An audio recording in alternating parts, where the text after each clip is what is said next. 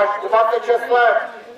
Na třetím místě, 4 pade, startovní číslo 48, Honza Rieger. Na druhém místě Leoš Vikej z Region Racing Team Vysoké Mýto. A ten nejrychlejší je ze druhého, Pozitova 16, a ten je pade Jiný Racing Jindra Luf. Startovní číslo 731. No a teď tam zbývá poslední kategorie, a to jsou licence. Na třetím místě 187. Ostrova Vít Stránský. Na druhém místě 107. Náchoda Tomáš Horman.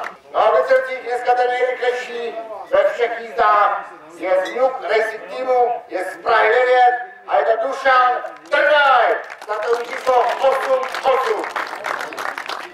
Vlastně uhlásil. Děkuji všem, že jste přijeli se mnou Matova. Za 14 dní jedeme v Přemošnici